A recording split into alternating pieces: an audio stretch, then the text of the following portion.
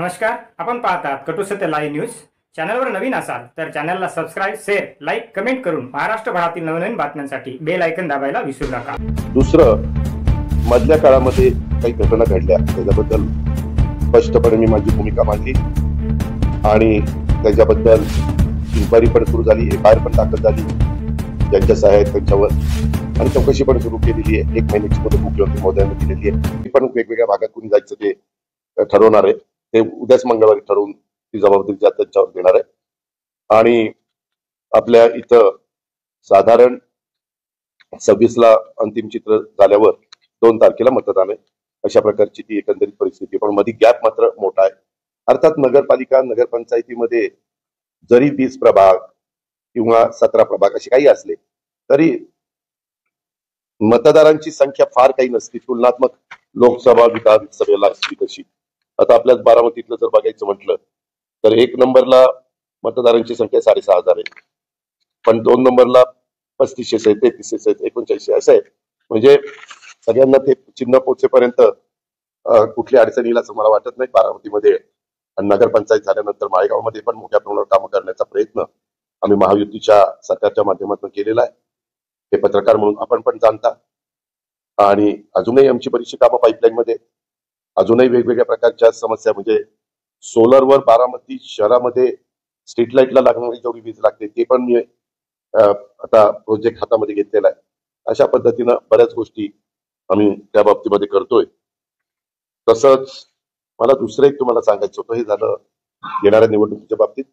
बाकीची पण जबाबदारी जेजुरीची, सासवडची, फुरसुंगी, उरळी देवाची किंवा इकडं दौंड, इंदापूर, शिरूर, खेड, म्हणजे राजगुरुनगर, चाकण, आळंदी, तळेगाव, दाभाडे, वडगाव, मावळ, लोणावळा, तिकडे भोर, तिकडे जुन्नर, आता नवीन मनसर झालंय. अशा वेगवेगळ्या निवडणुका होणार आहेत. त्याच्याबद्दल पण आम्ही सगळेजण लक्ष ठेवून आणि राज्यात पण चाललेले आहेत तिथं पण आम्ही पण लक्ष ठेवून, आमचे मित्र पक्ष पण लक्ष ठेवून आहेत आणि समोरचे विरोधक पण लक्ष ठेवून. ते मला आपल्या सगळ्यांच्या निदर्शनास आणून द्यायचं होतं. दुसरं, मधल्या काळामध्ये काही घटना घडल्या त्याच्याबद्दल स्पष्टपणे मी माझी भूमिका मांडली आणि त्याच्याबद्दल इन्क्वायरी पण सुरू झाली, एफआयआर पण दाखल झाली ज्यांच्या सहाय्य त्यांच्यावर, आणि चौकशी पण सुरू केलेली आहे. 1 महिन्याची मुदत मुख्यमंत्री महोदयांनी दिलेली आहे. आणि त्यावेळी सगळं वस्तुस्थिती काय ती जनतेच्या समोर येईल. 1 रुपयाचा व्यवहार न करता नुसते आकडे लिहून कसा कागद होऊ शकतो ते आजपर्यंत मला काही कळलेलं नाहीये.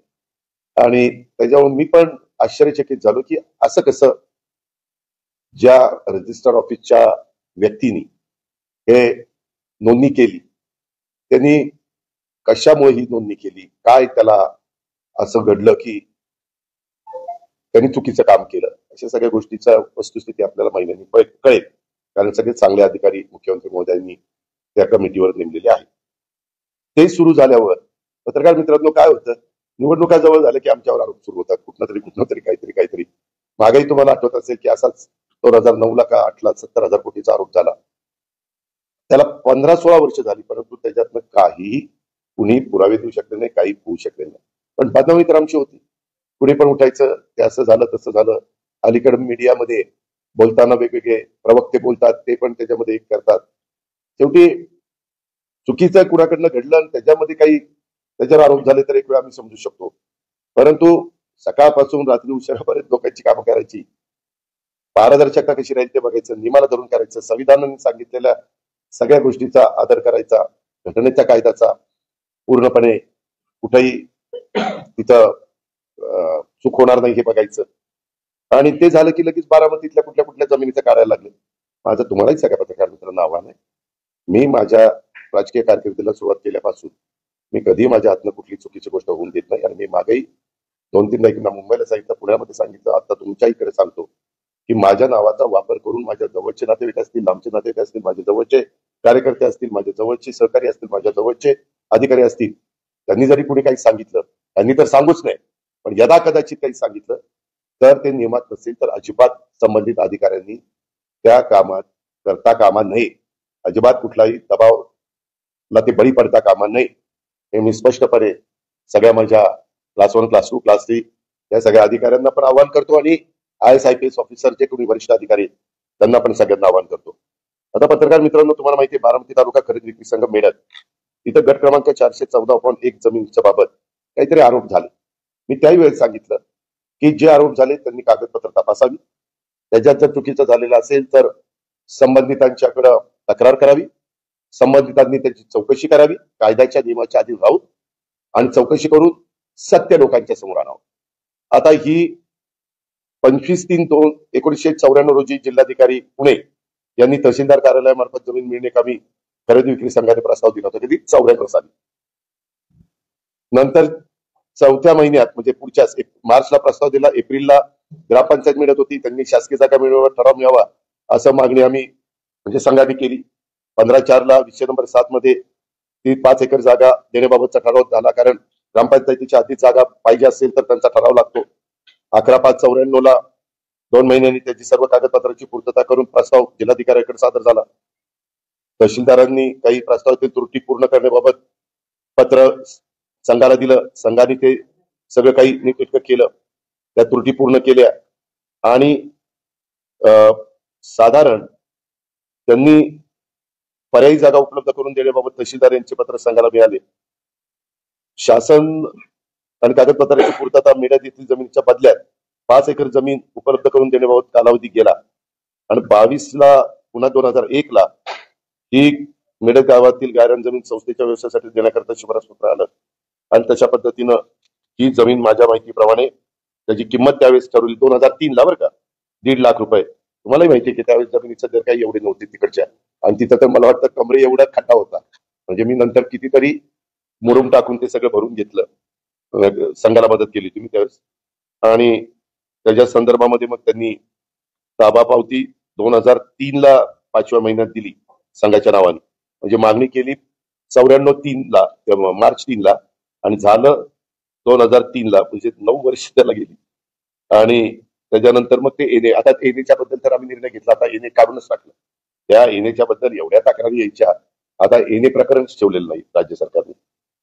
आता 2020 मध्ये मला असं वाटलं की तिथं आता जरा पंप करावा, कारण बारामती वाढली, एक गोडाऊन करावं, मंगल कार्यालय करावं, असं काय काय काय काय आमचं ठरलंय. तशा पद्धतीनं झाडं लावली, बाकीच्या सगळ्या गोष्टी केल्या, पण त्याचंही काहीतरी काढलं होतं म्हणे. माझी विनंती आहे की जर त्याच्यामध्ये पुरावे असतील, कागदपत्रांचे सगळे दाखले असतील आणि चुकीचं झालेलं असेल तर जरूर चौकशी झाली पाहिजे, कारण हे कायद्याने नियमानं चाललेलं सरकार आहे आणि यंत्रणेने तशाच पद्धतीचं काम केलं पाहिजे. पण आता बऱ्याच कुठल्या कुठल्या जमिनी काढतात आणि त्यांच्या नातेवाईकांनी असं केलं, यांच्या स्वतः अजित पवारांनी असं केलं. मी कालही चुकीचं कुठलं केलं नाही, आजही केलेलं नाही, उद्याही करणार नाही, एवढंच मला सांगायचं. त्याच्याबद्दल मुख्यमंत्री देवेंद्रजी, तसंच एकनाथरावजी, तसंच सुनील तटकरेजी, रवींद्र चव्हाणजी आणि काही एकनाथरावांनी ज्यांना चर्चा करण्याचा अधिकार दिला ते कदाचित उमेश सामंत आणि काही कोणी असतील, त्यांच्या संदर्भातली तिची चर्चा होईल. आम्ही एक सांगतो की बाबा सगळ्यांनी एकत्रपणे राहून लोकांच्या समोर गेलं पाहिजे. पण मागे आम्ही 15 वर्ष आघाडीमध्ये काम केलं त्यावेळेस जो तो पक्ष जिथं त्याची ताकद असेल तिथं स्वतंत्र लढण्याचा प्रयत्न करत असतो. जिथं स्वतंत्र लढल्यानंतर मताची विभागणी होऊन फायदा होणार नसेल तर तिथं एकत्रपणे आजपर्यंत जे ते लोक गेलेले आहेत, आताही आमचा प्रयत्न चाललेला आहे की मताची विभागणी न होता, जसं आमचं एनडीएचं सरकार केंद्रात आलं, राज्यामध्ये युतीचं सरकार आलं, तसं चांगल्या पद्धतीनं विकासाची कामं होण्याच्या दृष्टिकोनातून त्या त्या भागामध्ये जनतेने महायुतीचा त्या सत्तेवर असल्यामुळं महायुतीला सहकार्य करावं. शेवटी तो जनतेचा अधिकार आहे. मी सांगितलं ना, आम्ही आव्हान करतोय, तयारी करायची. प्रत्येक जण आपापला ताकद आजमावण्याचा प्रयत्न करतो. प्रयत्न करणं आपल्या हातात आहे. यश आलं ठीक, नाही यश आलं तर ज्या गोष्टी घडतील त्याला सामोरं जायचं.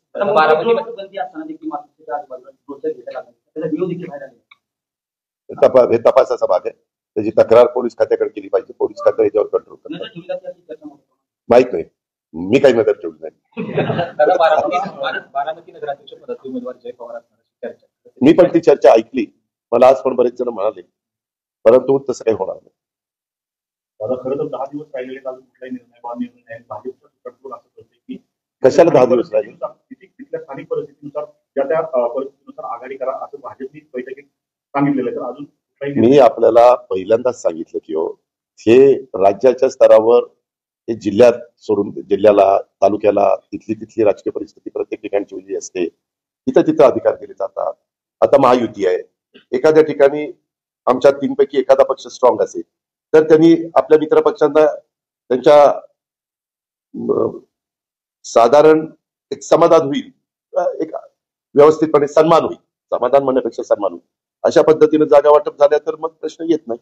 अर्थात तो ज्याचा त्याचा अधिकार. आणि नेहमीच मतदान 2 तारखेला आहे, 2 डिसेंबरला, आणि आज तारीख 9 आहे, अजून बराच दिवसांनी नगरपालिका किती असती, नगरपंचायत किती असती तुम्हाला माहिती. महानगरपालिकेला मोठ्या असतात, जिल्हा परिषद मोठ्या. नाही बदनाम नाही, तसं नाही, असली प्रकरण निघतात. आता ह्याही प्रकरणात तुम्ही जर तसं बघितलं तर ह्या प्रकरणाचा कागदच होऊ शकत नाही. हे आकडे तुम्ही 300 कोटी 1800 कोटी वगैरे जे काही आपण बघितलं, 1 रुपया कुणाला दिला नाही आणि काय नाही, त्याच्यात काय अर्थच नाही ना. पण आता मी जास्त त्याच्याबद्दल बोलण्यापेक्षा चौकशी होऊ द्या, चौकशी झाल्यावर सत्य बाहेर. मी मांडली, त्याचा बापाने मांडली ना.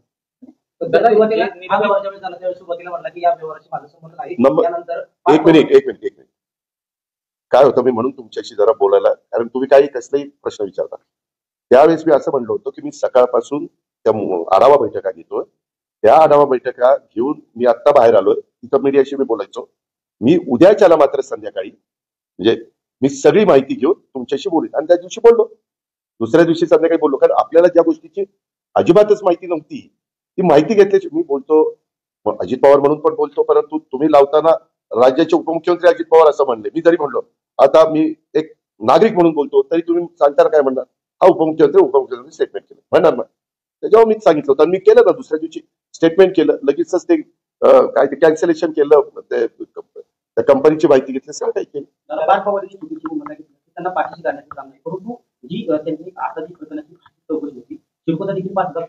मला त्याबद्दल काय बोलायचं नाही. मी फक्त ह्याच्या संदर्भामध्ये माझं डायरेक्ट ब्लड रिलेशनच तिथं होतं, म्हणून मी सांगितलं की ही चौकशी व्यवस्थितपणे झाली पाहिजे. मुख्यमंत्र्यांनी पण ते ताबडतोब सूचना दिल्या, त्याच्यामध्ये GR पण काढला आणि चौकशी झाली. त्या दिवशी मला वाटतं नोंदणी कार्यालयावर धाड पण पडली, म्हणजे पोलिसांनी रेड पण टाकली कागदपत्र वगैरे जमा करण्याच्या करता. असं या प्रकरणामध्ये पहिल्यांदा खरेदीचा प्लॅन होता, साई आता एक तक्रार आहे आणि त्याच्यानंतर त्यांनी तक्रार दाखवली, तर त्याची चौकशी 300 कोटीच्या संदर्भामध्ये त्यामध्ये भरली नाही. मी आपल्याला सांगू कसं आहे, मी काय मगाशी म्हणलं, या राज्याचा ACS additional chief secretary revenue आणि राज्याच्या 12 कोटी जनतेच्या मुख्यमंत्र्यांनी सूचना केली की त्यांच्या अध्यक्षतेखाली चौकशी करायची आणि काय काय त्या चौकशीमध्ये आलं पाहिजे हे सगळं सांगितलं. पुन्हा तेच विचारताय तुम्ही. आता ती चौकशीमध्ये त्यांनी करताना ज्याला कोणाला काय माहिती असेल त्यांनी द्यावी तिथं. पुण्यातील 22 बातम्यांची देखील चौकशी होणार आहे. अरे जे काय त्याच्यामध्ये त्यांनी काय सांगितलंय, माझ्याकडे आता तो कागद नाही, मी काल प्रेसला वाचून दाखवला की अशा प्रकारच्या पुन्हा चुका घडणार नाही म्हणून काय काळजी घेतली पाहिजे, काय खबरदारी घेतली पाहिजे शासन म्हणून, म्हणजे आमचा नोंदणी विभाग असेल किंवा संबंधित अधिकारी असतील, त्याची चौकशी झाल्यानंतर त्याचाही रिपोर्ट ते देतील ना. कारण त्याच्यात विभागीय आयुक्त पण आहेत, कलेक्टर पण आहेत, जौमोद्री आयुक्त पण आहेत, अशा बरेच जण आहेत. महायुतीतले मंत्री सावंत यांनी असं म्हटलं की राष्ट्रवादी अशी अवस्था आहे की ती सत्तेशिवाय शांत बसू शकत आहे. पाण्यातून जसं मासा बाहेर काढल्यानंतर तर पडतो तशी अवस्था राष्ट्रवादी. विनाशकाले विपरीत बुद्धी, आम्हाला काही बोलायचं नाही, कारण आम्ही मित्र पक्षांना आम्ही सुसंस्कृत महाराष्ट्रामध्ये राजकारण करतो. यशवंतराव चव्हाण साहेबांनी तो सुसंस्कृतपणा शिकवलेला आहे. दुसऱ्यांनी वेडेपणा केला, असे काही बेजबाबदार आरोप केले म्हणून आपण त्याला उत्तर देऊ लगेच तुम्ही आहेच ना तानाजीराव सावंत, आपण असं म्हणलं, अजित पवार असं म्हणलं, आता तुमचं काय म्हणणं. तुम्हालाही मीडिया चालवायचा असतो, 24 तास काहीतरी दाखवायला पाहिजे ना. त्याच्यामुळे मला काही त्याच्याबद्दल बोलायचं नाही. संख्या बारामतीमध्ये मागच्या तुलनेत वाढलेली आहे आणि आपल्यावरती राज्याची जबाबदारी आहे. काय कसली इच्छुकांची संख्या मोठी आहे, नगरसेवकांची संख्या जास्त आहे. एकंदरीत राज्यातलं प्रचाराचं नियोजन कशा पद्धतीने ते माझं मी करतो, काळजी करू. असं कुणी पण, तू जरी एखाद्या पक्षाचा नेता असेल तर मी असं नियोजन करणार. कधी राजकीय लोक कार्ड सगळे ओपन करत नसतात, त्या वेळेची परिस्थिती बघून त्या वेळेस निर्णय घेत असतात. मूळ जागा जी आहे ती महात्मा फुलेच्या मालकीची ऐतिहासिक होती, मात्र कृषी विद्यापीठाकडे कुठली हे कालच्या प्रकरणामध्ये. अरे आता पुन्हा कशाला काढतात, तिची चौकशी होणार आहे ना बाबा. चौकशीच होणार आहे. मगापासून तेच सांगतोय, तेच उघडत आहे. दादा बारामती खरेदी विक्री संघाच्यावर कसा आरोप झाला तसंच तुमच्या सोनगावच्या जमिनीबाबत देखील परवाच्या पत्रकार परिषदेमध्ये उल्लेख झाला होता. मग मी सांगितलं ना, त्याची चौकशी करा. जर कोणी चुका केल्या असतील तर त्यावर एफआयआर दाखल करा आणि जी काही कारवाई असेल ती करा. काय अडचण? दादा खरेदी विक्रीचा प्रश्न नव्हता ना, वैयक्तिक पत्रकारात त्यात काय लिहिलं? त्यात काय लिहिलं नाही. तरी सुद्धा त्यांच्या बाबत मला माहित नाही बाबा, कुठलं विचारतोय तू? प्रश्न नोंदणी. नाही, त्याच्यामध्ये आता शेवटी जे कारवाई ज्या डिपार्टमेंटने केली, काहीतरी त्यांच्याकडे कागदपत्र आली असतील म्हणून त्यांनी जबाबदार धरला असेल. आता चौकशी समिती सगळ्या गोष्टीची चौकशी करेल ना. दादा बारामती नगर परिषद आपल्याकडे कंत्राटी कर्मचारी आहे, एक संस्था आहे तिकडे नावाची. ती संस्था पगार चोरी करते कर्मचारी. तक्रार करा. आता आचारसंहिता लागली, त्याच्यावर आता काही सांगितलं तर आचारसंहितेच्या काळात मतं मिळवण्याच्या करता अजित पवारांनी सांगितलं डोक्याला ताप नको तिथं. नाही आमचा तो विषय नाहीये. मग? आपल्या बारामती शहरामध्ये बाहेरचे कंत्राट करून अशा पद्धतीने बारामती नागरिकांची पगार चोरी करणं हा विषय. हा विषय आहे. आता मला त्याची चौकशी करता येणार नाही. ती चौकशी करायची म्हटलं तर चीफ ऑफिसरला विचारावं लागेल. आता आचारसंहिता सुरू झालेली आहे. हे सगळं जानेवारीमध्ये संपल्यानंतर आपण एकदा या, मला भेटा, आपण संबंधित अधिकाऱ्याला बोलू आणि चौकशी करू. एक वर्षापूर्वी तुम्हाला हा प्रश्न केला होता, तेव्हा तुम्ही संबंधित मुख्याधिकाऱ्यांना सांगितलं होतं त्याच्यावर काही कारवाई. त्याची बदली झाली, आता नवीन आलाय, आता परत या. दादा नगराध्यक्ष महिला आयोग असू शकतो. अजून मुलाखती घेतलेल्या नाही. मुलाखती घेऊन कोण कोण इच्छुक आहे, नक्की मनापासून कोण इच्छुक आहे, त्यांचं मागचं साधारण कामकाज कसं त्यांनी आतापर्यंत केलंय, काय सामाजिक कामं केली, काय जनमानसामध्ये त्यांना सपोर्ट मिळतो वगैरे वगैरे, या सगळ्या गोष्टी तपासल्या जातील, पाहिल्या जातील, समजून घेतल्या जातील. मग आपण मग मी निर्णय घेईन. नगरपालिकेच्या इलेक्शनात 2 राष्ट्रवादी पवार साहेब गट घेणार का? अरे पहिल्या मुलाखती तर घेऊ दे. मुलाखती घेऊन मग ठरवलं ना. दादा यावेळेस नवीन चेहऱ्यांना बऱ्यापैकी मुलाखती घेतल्यानंतर त्या मुलाखतीमध्ये म्हणजे प्रश्नाची जाण असणारी उत्तरं व्यवस्थितपणे, आज पण काही जण आले, काही प्रश्न विचारले तर काही सांगता आलं नाही त्यांना. काही म्हणजे नाही तुम्ही तिकीट द्या, मग निवडून आल्यावर करतो दादा सगळं. काय झाले, काय प्रभागामध्ये नगरसेवक 5-5 वर्ष कोण दाखवले नाही, ते राष्ट्रवादीचे नागरिक पद्धती. तेव्हा का पुणेच केवढा नसतो. उद्याच्याला अनेक खासदार, आमदार, लोकप्रतिनिधी निवडून जातात. ते पुढे 5 वर्ष चांगलंच काम करतील असं कोणी खात्रीनं सांगू शकतं का? नाही.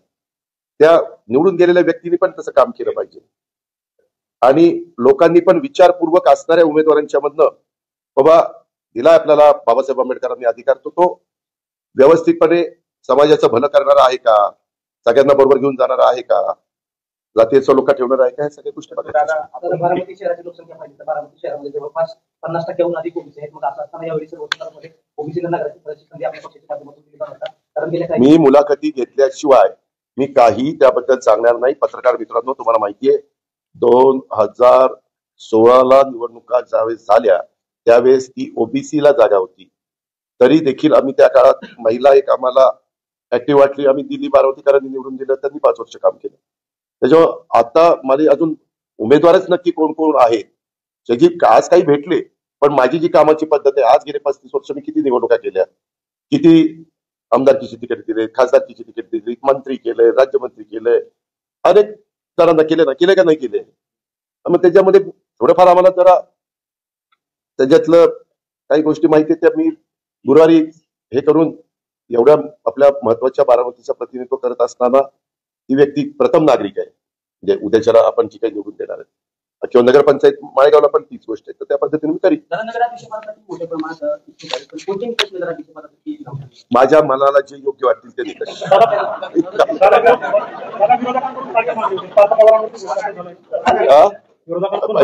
ऐक ना, मी ह्याचं उत्तर मुंबईला पण दिलं, मी ह्याचं उत्तर पुण्याला पण दिलं, तरी तुला अजून हौस एक प्रश्न विचारायचे. त्यामध्ये चंद्रशेखर बावनकुळे असे म्हणाले की तो कागद करत असताना जे तिथं सह्या केल्या, ज्यांनी जे तिथं आतमध्ये येऊन जबाबदार होते, त्या तिघांच्यावर कारवाई केली एफआयआर मध्ये. राधाकृष्ण विखे पाटील यांनी शेतकऱ्यांबाबत वक्तव्य केलं की स्वतःचे शेतकरी स्वतःच्या खातात आणि कर्जमाफीची वाट पाहतात. खऱ्या अर्थाने शेतकऱ्यांच्या जखमेवर मला शेतकऱ्यांच्या बद्दल आम्हाला आदर आहे. शेतकरी हा बळीराजा आहे, लाखाचा पोशिंदा आहे.